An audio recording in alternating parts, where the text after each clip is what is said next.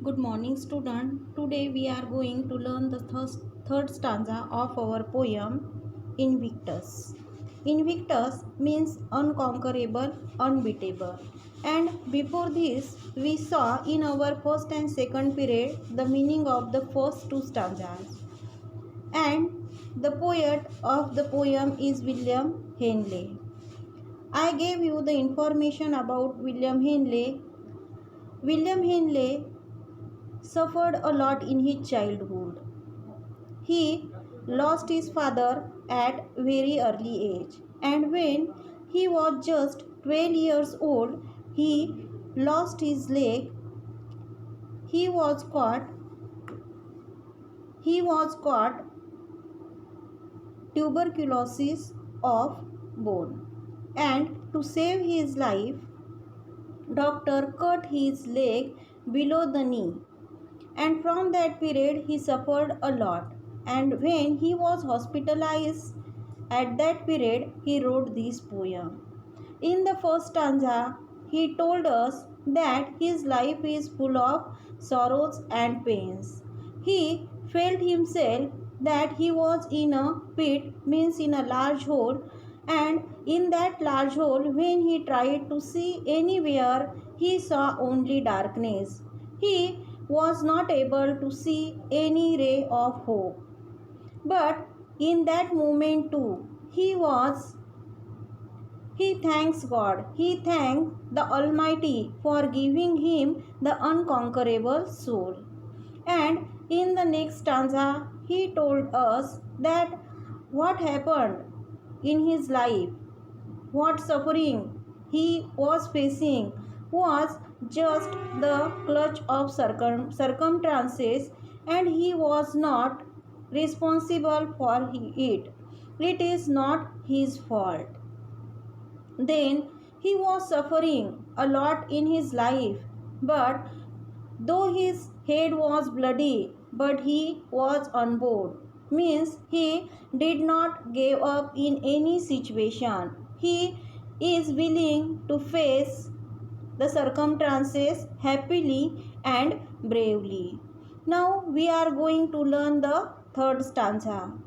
Then in the third stanza, beyond this place of wrath and tears looms but the horror of the shade, and yet the menace of the tears finds and shall find me unafraid. In these lines, the poet is talking about his present and future life.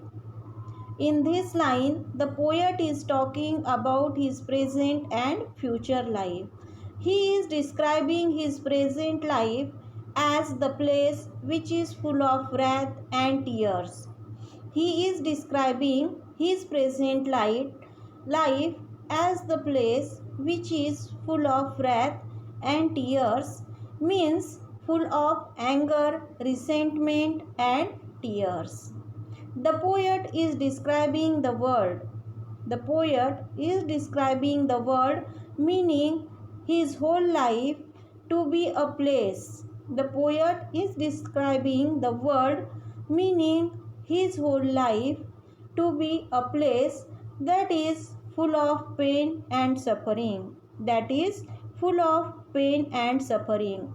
Means through this line, the poet wants to tell us that his present life is full of tears and full of difficulties, and he describing the world means his whole life to be a place that is full of pain and suffering.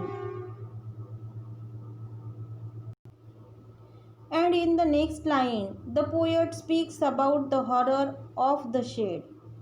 The horror of the shade, which means the unknown darkness that his soul has to face in the future, means the darkness of the soul, the darkness of his soul he has to face in the future. In the next line, the poet accepts the harsh fact, means the terrible fact, the real fact that his present life is full of hardship, means his present life is full of difficulties. and maybe the same will remain in future too. And he is thinking that in future too his life will be same, means his life will be full of tears and full of difficulties in the future. He will have to face the unforeseen and unknown circumstances that would be looming, meaning hanging overhead. He will have to face. He is thinking about his future and he is thinking that he will have to face the unforeseen and unknown circumstances that would be looming, meaning hanging overhead, and he might not be able to prevent them. And he thought that he might not be able to prevent that circumstances. And in the next line means, and at the menace of the years finds and shall find me unafraid. In this line the poet uses the words the menace of years. The poet uses the words menace of years, meaning the threat of growing age. He is thinking about his growing age to explain that how he would be growing old soon. He is expressing that how would be he growing soon old, but still he is and will not be afraid of any challenges. But in his present life too, he is not afraid of any challenges, and in future too, he will not be afraid of any challenges, though his age grow, that the life would throw before him. He is ready to face the challenges that the life is ready to throw before him.